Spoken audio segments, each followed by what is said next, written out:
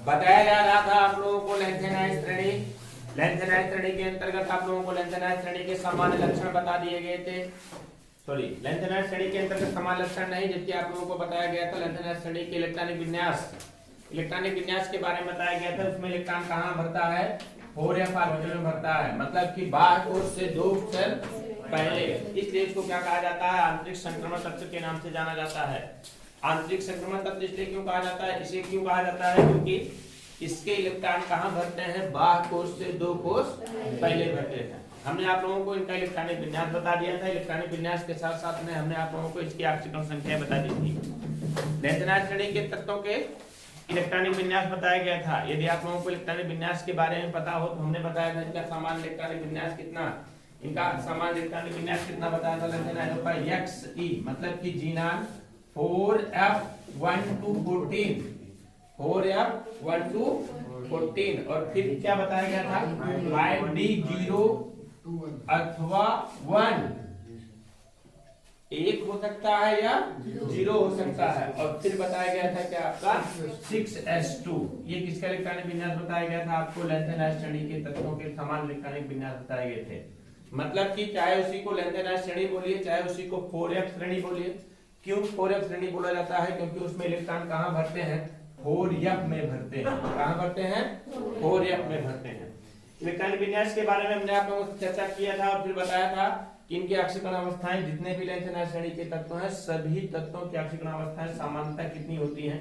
+3 होती हैं। लेकिन कुछ तत्व ऐसे हैं जिनकी ऑक्सीकरण अवस्थाएं +2 और +3 तीनों दोनों होती हैं। और कुछ ऐसे हैं जिसकी ऑक्सीकरण अवस्थाएं +3 और +4 दोनों हैं।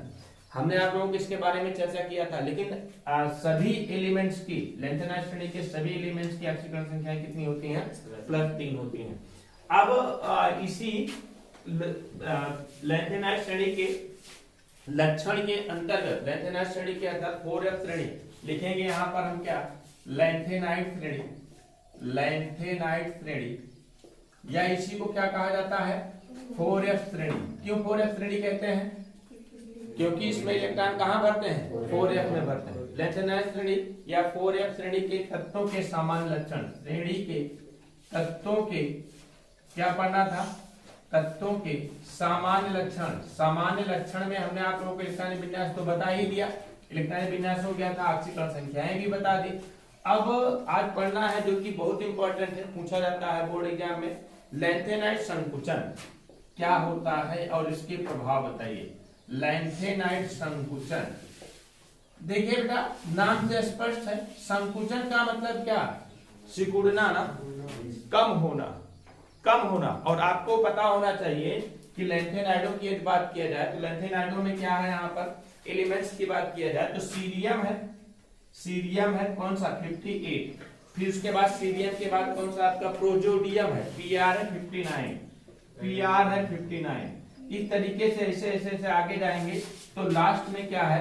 71 ल्यूटीशियम। 71 क्या है? ल्यूटीशियम। देखिए एटॉमिक नंबर बढ़ रहा है ना, एटॉमिक नंबर बढ़ने के साथ साथ सभी तत्वों को हमने नहीं लिखा है। इसलिए नहीं लिखा क्योंकि पिछले क्लास में हमने सभी तत्वों के बारे में आप लोगों को एक तरफ से नाम, इलेक्ट्रॉनिक विन्यास सब लिख करके दिखाया था। मैं यहाँ पर आपको समझाना मात्र चाहता हूँ, इसे समझ लीजिए। फिर क्या होता है कि सीजियम फिर है, फिर प्रोजोडियम है, फिर नियोडियम है, फिर प्रोमेथियम है, समेरियम है, यूरेपियम है। इस तरीके से आगे बढ़ते जाएंगे तो 58 से लेकर के 71 तक, 58 से लेकर के 71 तक के तत्वों को देखते हैं कि एटॉमिक नंबर क्या होते हैं? इंक्रीज्ड होते हैं, मतलब कि बढ़ते जाते हैं। और जैसे जैसे इनका एटॉमिक नंबर बढ़ता जाता है, ऐसे ऐसे इनकी परमाणु त्रिज्या और आणविक त्रिज्या क्या होती जाती है? कम होती जाती है। इनकी परमाणु और आणविक त्रिज्याएं क्या होती जाती हैं? कम होती जाती हैं। और ऐसा होता क्यों है? ऐसा इसलिए होता है कि अभी भी हमने आप लोगों को बताया कि इलेक्ट्रॉन भरते कहाँ है बेटा? 4f में भरते हैं। मतलब कि बाह्य कोश 6 होता है, बाह्य कोश से 2 कोश पहले, 6s2 होता है बाह्य कोश भाई। बाह्य कोश से 2 कोश पहले कहाँ भरते हैं? 4f में भरते हैं। 4f में भरने के कारण इनका प्रभावी नाभिकीय आवेश, अब देखिए बहुत महत्वपूर्ण शब्द यहाँ पर मैं बोल रहा हूँ, प्रभावी नाभिकीय आवेश, मतलब कि नाभिक के द्वारा इलेक्ट्रॉनों पर लगाया गया आकर्षण बल। अच्छा, नाभिक के द्वारा इलेक्ट्रॉनों पर आकर्षण बल जो लगाया जाता है वो किसके कारण लगाया जाता है? किसके कारण लगाया जाता है? प्रोटॉन के कारण लगाया जाता है। क्योंकि नाभिक में क्या उपस्थित है, प्रोटॉन उपस्थित। आपको पता होना चाहिए बेटा कि नाभिक होता, नाभिक में क्या उपस्थित होते हैं, प्रोटॉन और न्यूट्रॉन होते हैं, और नाभिक के बाहर क्या होते हैं बेटा, सेल होते हैं। नाभिक के बाहर क्या होते हैं, सेल होते हैं। जैसे जैसे प्रोटॉनों की संख्या बढ़ती जाएगी, नंबर ऑफ प्रोटॉन जैसे जैसे क्या होते जाते हैं, बढ़ते जाते हैं, तो नाभिक के द्वारा लगाया गया आकर्षण बल का मान क्या होता जाता है, बढ़ता जाता है। नाभिक के द्वारा आकर्षण बल का मान बढ़ता जाता है, इसी कहा जाता है प्रभावी नाभिकीय आवेश। क्योंकि क्या होता है, प्रोटॉन पर धनावेश होगा, जितना धनावेश होगा उतना इसका आवेश बढ़ेगा, जितना इसका आवेश बढ़ेगा उतना इसका प्रभाव बढ़ेगा, किस पर, इलेक्ट्रॉनों के ऊपर, इलेक्ट्रॉनों के ऊपर उतना इसका प्रभाव बढ़ेगा।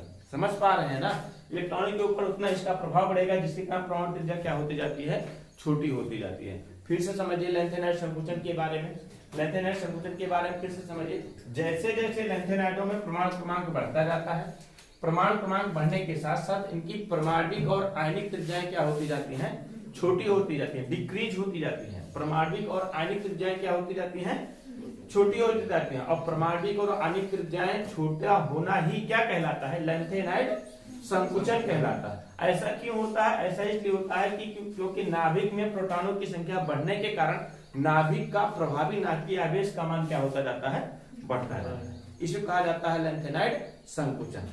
समझ गए ना लैंथेनाइड संकुचन। लैंथेनाइड संकुचन के बारे में आप लोग कितना कुछ जानेंगे, इतना जानेंगे कि लैंथेनाइडों में बाएं से दाएं जाने पर परमाणु क्रमांक बढ़ने के साथ साथ तत्वों के परमाणविक और आयनिक त्रिज्याएं क्या होती जाती हैं, छोटी होती जाती हैं। छोटी होने का कारण ये है, अच्छा छोटी होती जाती हैं, इसी को लैंथेनाइड संकुचन कहते हैं।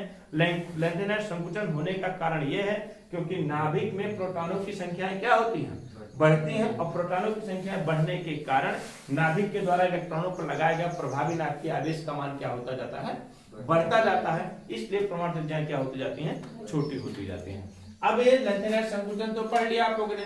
लैंथेनाइड संकुचन के बाद आप लोगों को पढ़ना है इसके संकुचन के प्रभाव। पूरा क्वेश्चन बनता है, पूरा क्वेश्चन क्या बनता है कि लैंथेनाइड संकुचन क्या है और इसके प्रभाव क्या पढ़ना होता है, और इसके प्रभाव, इसका प्रभाव क्या क्या पड़ता है बेटा, इसका प्रभाव क्या क्या पड़ता है। इसके प्रभाव कई हैं। तो पहला प्रभाव देखिए, ए नंबर वाला प्रभाव देखिए। एक तत्व आप लोगों ने देखा होगा जर्कोनियम, जर्कोनियम, जर्कोनियम। आप पीरियोडिक टेबल देखिए, पीरियोडिक टेबल में देखिए जर्कोनियम कहाँ है, जर्कोनियम कहाँ है पीरियोडिक टेबल में देखिएगा। देखिए ये है आपका जर्कोनियम, ये है आपका जर्कोनियम, ये है आपका हाफनियम। आप कहेंगे सर ये कहाँ है, मैं कहूंगा बेटा ये है फोर्थ बी का एलिमेंट, फोर्थ बी का एलिमेंट है जर्कोनियम, जर्कोनियम और हाफनियम। किसका एलिमेंट है ये आपका, फोर्थ बी का एलिमेंट है। किसका है, फोर्थ बी का। जर्कोनियम तो है बेटा किसका, फिफ्थ का है। जर्कोनियम तो है किसका आपका, फिफ्थ आवर्त का है, पांचवें आवर्त का है, पांचवें पीरियड का है। जबकि हाफनियम किसका आपका, छठवें पीरियड का है। जबकि आप लोग पता होना चाहिए लैंथेनाइड श्रेणी की बात करते हैं तो लैंथेनाइड श्रेणी भी किस आवर्त का होता है, छठवें आवर्त का होता है। जर्कोनियम हाफनियम है किसके बाद, लैंथेनियम के बाद हाफनियम है बेटा। लैंथेनियम का एटॉमिक नंबर 57 है, लैंथेनियम का एटॉमिक नंबर 57 है, जबकि हाफनियम का एटॉमिक नंबर 72 है। हमारे शब्दों को ध्यान से समझिए, लैंथेनियम का एटॉमिक नंबर कितना है, 57 है, जबकि हाफनियम का एटॉमिक नंबर कितना है, 72 है। इतना अंतर है, मतलब 14 का अंतर है, 14 का अंतर है। यदि एक्चुअल में परमाणु त्रिज्याएं बढ़ती बेटा, परमाणु त्रिज्याएं बढ़ती परमाणु क्रमांक के साथ साथ, तो हाफनियम की परमाणु त्रिज्या अपेक्षाकृत बहुत ज्यादा हो जाती कि नहीं हो जाती।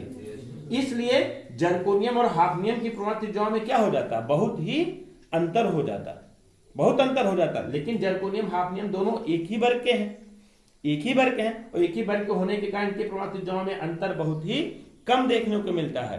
क्यों, जबकि इनके परमाणु क्रमांकों में देखेंगे, परमाणु त्रिज्याओं में अंतर बहुत कम देखने को मिलता है, जबकि इनके परमाणु क्रमांकों के देखेंगे बेटा, परमाणु क्रमांकों में बहुत अंतर होता है, परमाणु क्रमांकों में बहुत अंतर हो जाता है।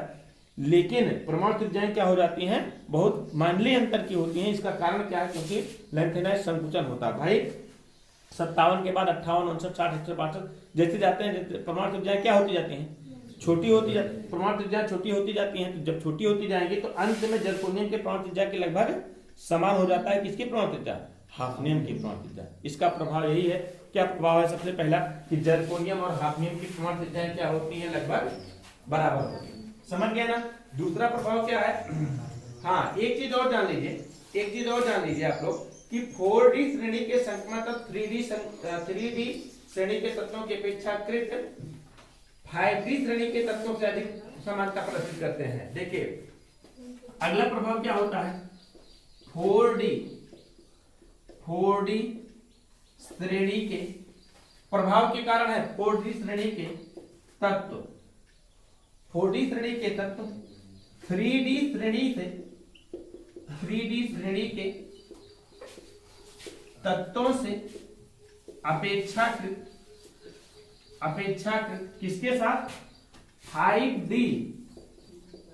श्रेणी से अधिक समानता प्रदर्शित करते हैं। ये क्या है? ये समानता प्रदर्शित करते हैं। ये किसके कारण हो रहा है बेटा? किसके कारण हो रहा है? लैंथेनाइट संकुचन के कारण हो रहा है।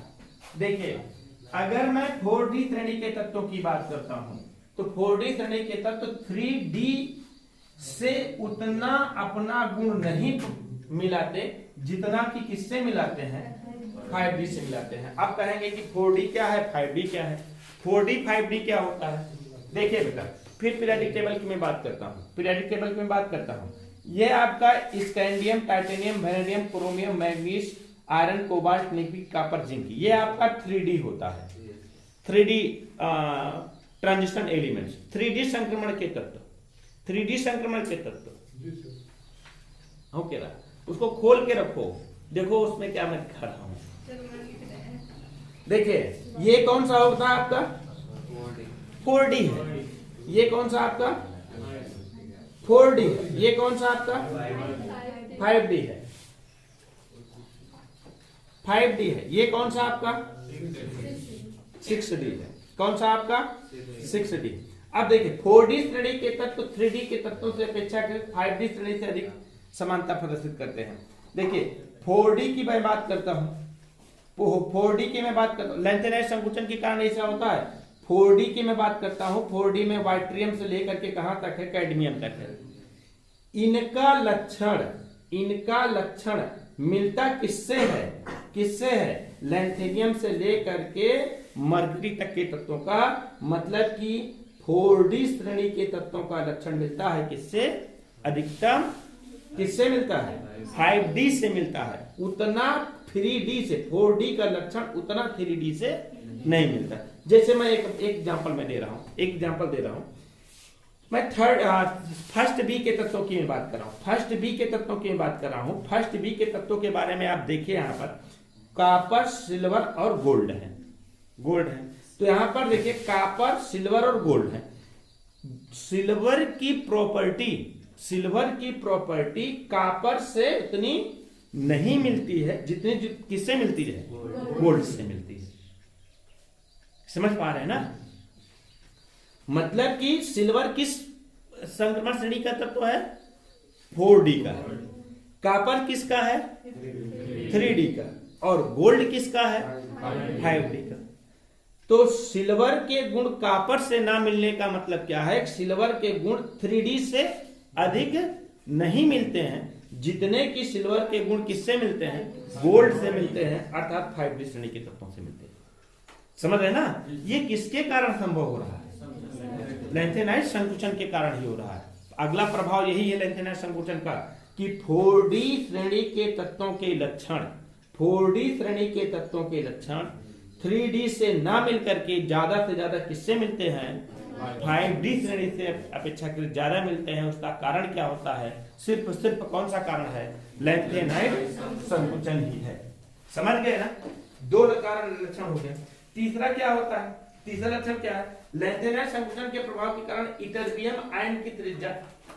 अगला देखिए, एच को छोड़िए, बहुत ज्यादा मतलब मायने नहीं रखता। अगला देखिए, लैंथेनाइट संकुचन के प्रभाव के कारण द्वितीय और तृतीय संक्रमण श्रेणियों के तत्वों की प्रमाण और त्रिज्या लगभग बराबर होती है।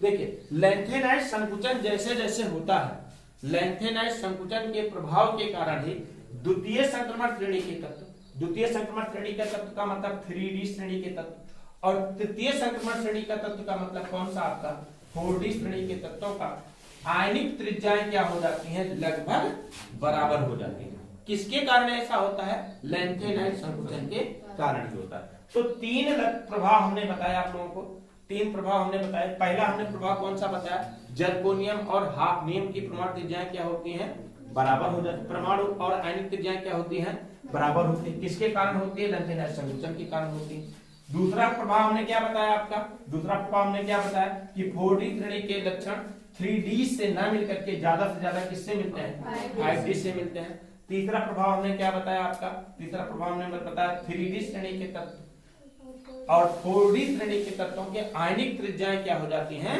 लगभग बराबर हो जाती हैं। और किसके कारण होती है, लैंथेनाइड संकुचन के कारण। फिर से पूरा प्रभाव जिस तरीके से देख लीजिए। लैंथेनाइड संकुचन क्या, किसे कहते हैं, लैंथेनाइड संकुचन होता है क्या और इसके प्रभाव क्या है।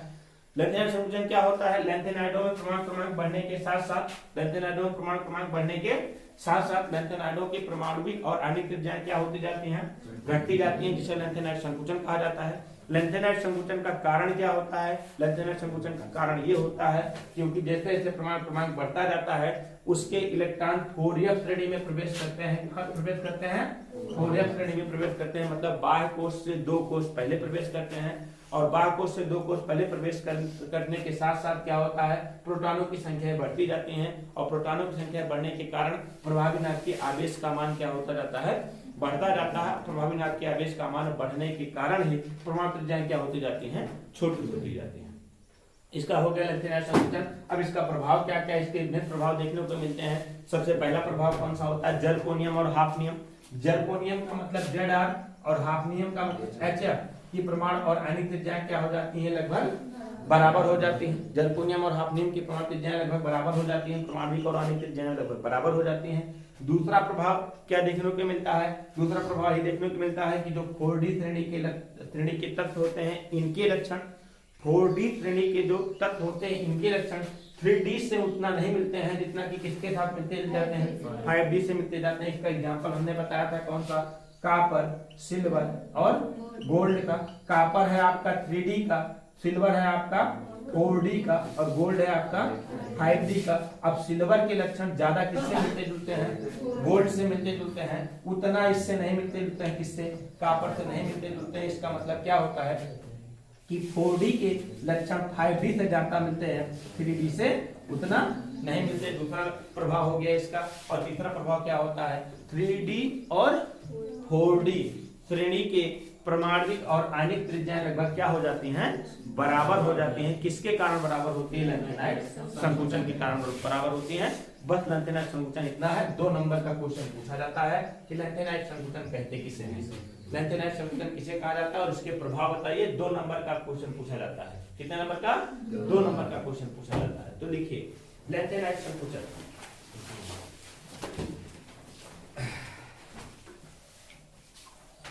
लिखिए लैंथेनाइड संकुचन और इंपॉर्टेंट डालिएगा, मोस्ट इंपॉर्टेंट डालिएगा इसको, लैंथेनाइड संकुचन को मोस्ट मोस्ट मोस्ट इंपॉर्टेंट डालिएगा, बहुत पूछा जाता है लैंथेनाइड संकुचन। लिखिए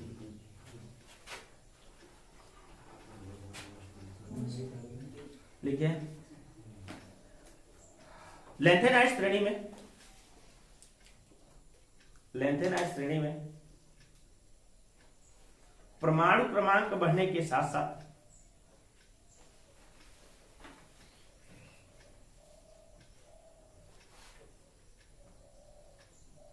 तत्वों की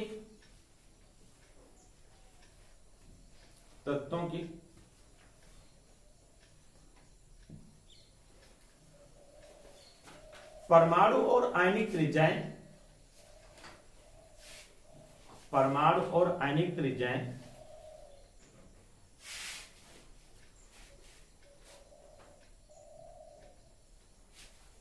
धीरे धीरे क्या होती जाती हैं, घटती जाती हैं।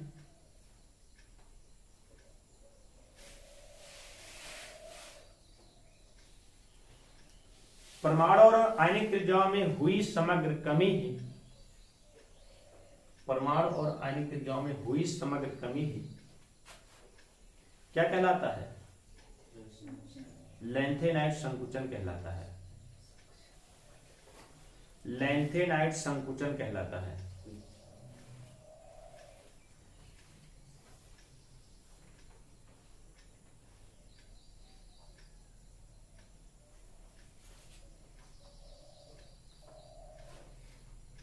देखिए नए लैंथेनाइट तत्वों में, लैंथेनाइट तत्वों में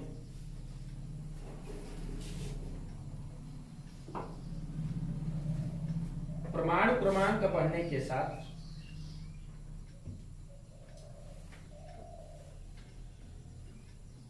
इलेक्ट्रॉन किसमें भरते हैं बेटा? 4 या उपकोष में भरते हैं।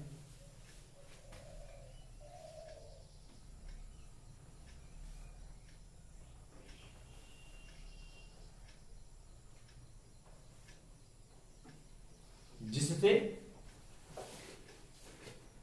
परमाणु क्रमांक बढ़ने के साथ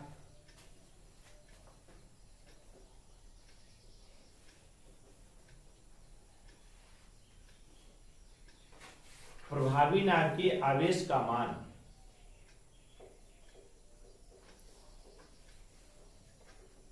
क्या होता है? बढ़ता जाता है।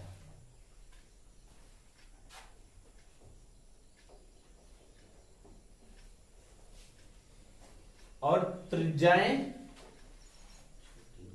छोटी होती जाती हैं, और त्रिज्याएं छोटी होती जाती हैं।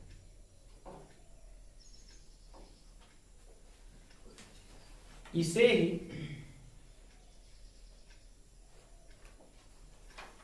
क्या कहते हैं? लैंथेनाइट संकुचन कहते हैं। और लैंथेनाइट संकुचन होता है, ऐसा लिखिए, और लैंथेनाइट संकुचन होता है।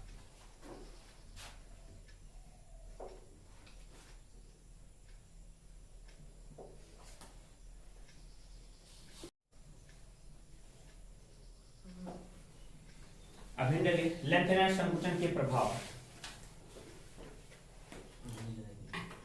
लैंथेनाइट संकुचन के प्रभाव उसी में ही डाले हैं, एक में ही डाले हैं।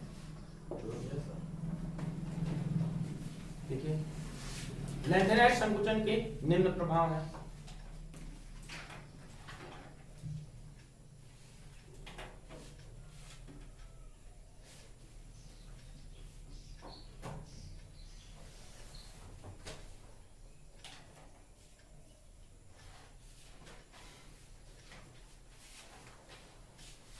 नंबर 1 कौन सा आपने बताया था? जर्कोनियम और हाफनियम की परमाणु त्रिज्याएं क्या होती हैं? समान हो जाती है, लगभग बराबर हो जाती है। नंबर 1 लिखिए, जर्कोनियम और हाफनियम की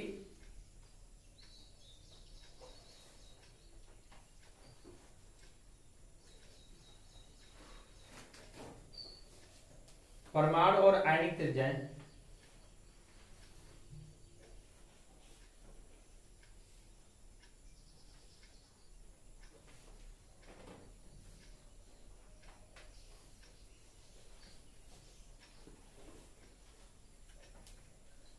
समान हो जाती है।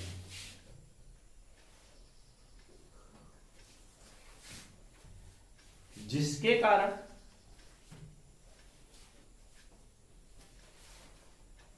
इनके मिश्रण को पृथक करना कठिन होता है।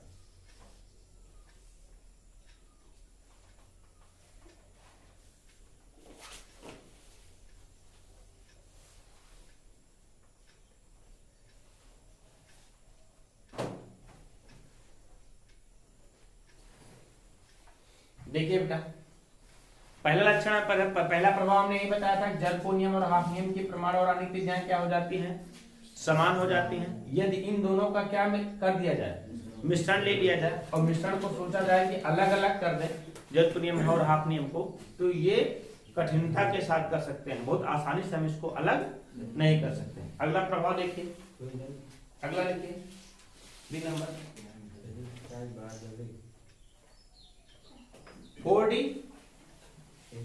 4D श्रेणी के संक्रमण तत्व 4D श्रेणी के संक्रमण का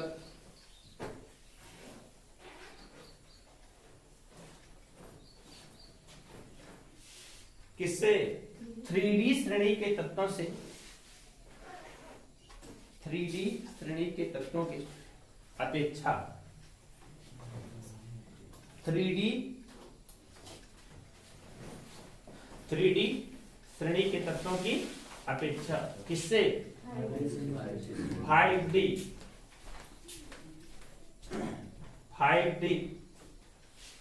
श्रेणी से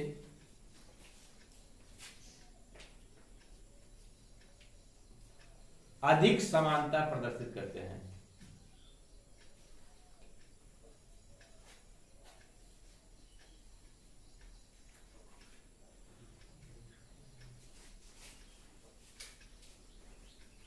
जैसे किसके लक्षण? सिल्वर के लक्षण। सिल्वर जहां लिखेंगे वहां लिख लेंगे क्या? किस कौन से डी का है ये? 4D ब्रेकअप लिख लोगे 4D के लक्षण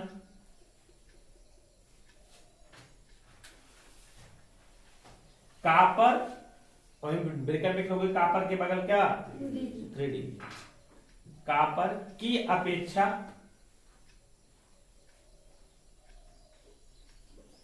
गोल्ड AU वहीं पर लिख लोगे क्या? 5D से अधिक मिलते हैं।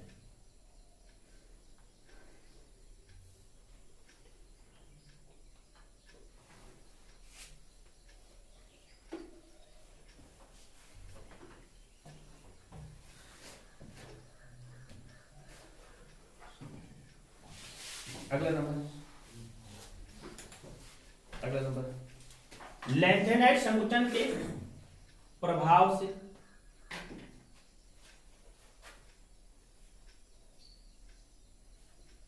किसके बेटा? 3D और 4D लैंथेनाइट संकुचन के प्रभाव से 3D और 4D श्रेणी के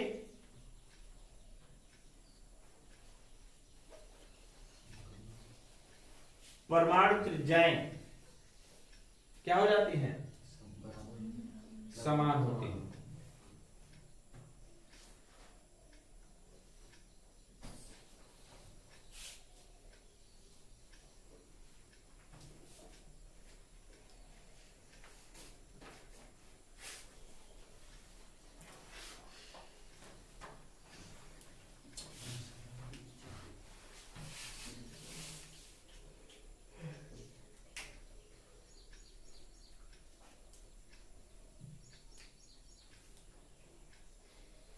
समझ गए ना?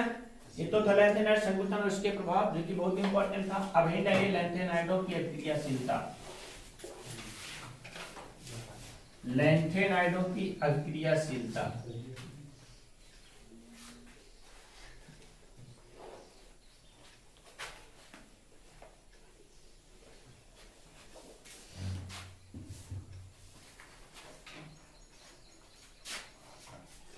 अगला अच्छा पढ़ना है।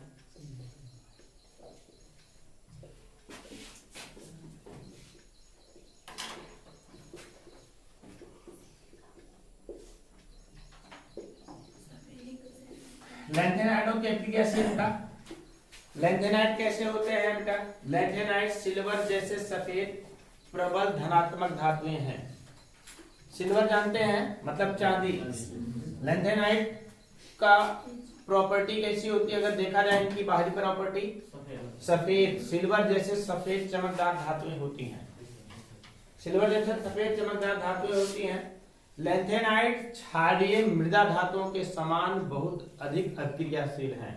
क्षारीय मृदा धातु कौन कौन से हैं? सेकंड ए कौन कौन से?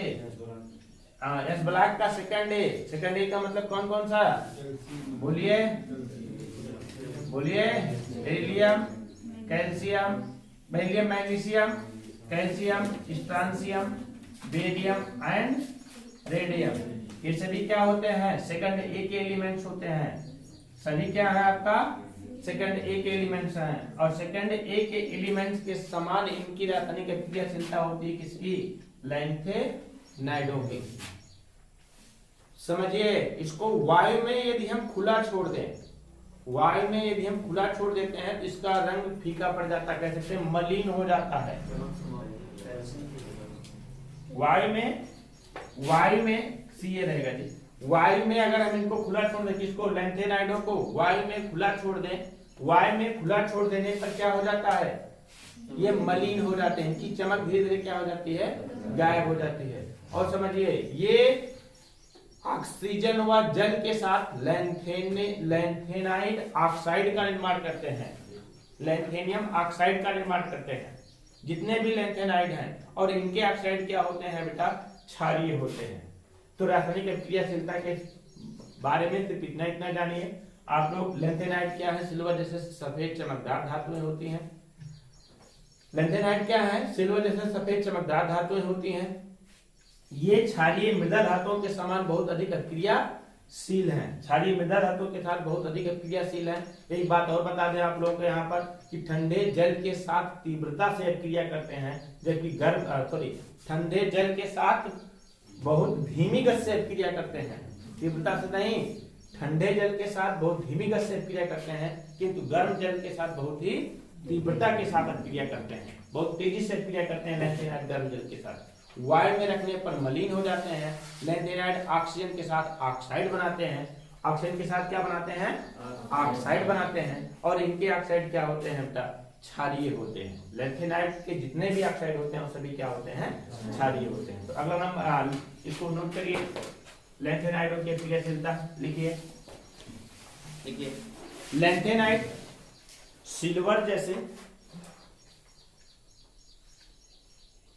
सिल्वर जैसे सफेद चमकदार धातुएं हैं।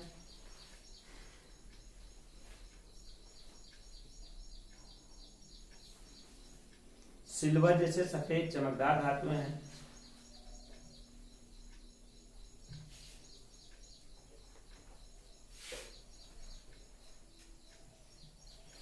किंतु वायु में ये क्या हो जाते हैं? मलिन हो जाते हैं।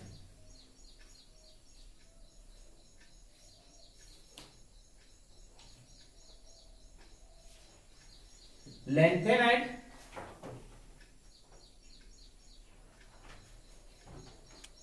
क्षारीय मृदा धातुओं के समान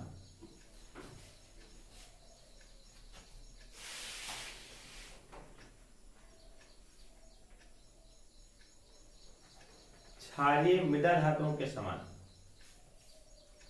बहुत ही अक्रियाशील हैं।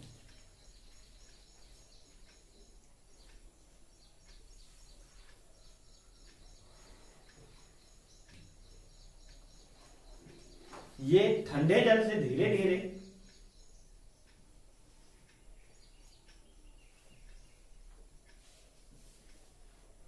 परंतु गर्म जल से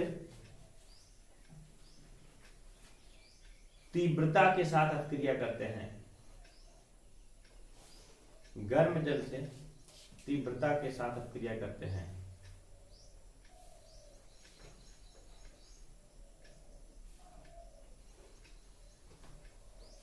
लैंथेनाइड जल व ऑक्सीजन में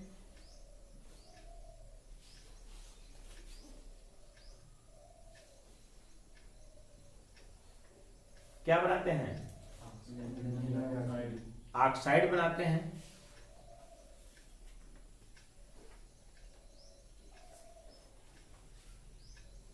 और इनके ऑक्साइड क्या होते हैं बेटा? क्षारीय होते हैं। इनके ऑक्साइड क्षारीय होते हैं।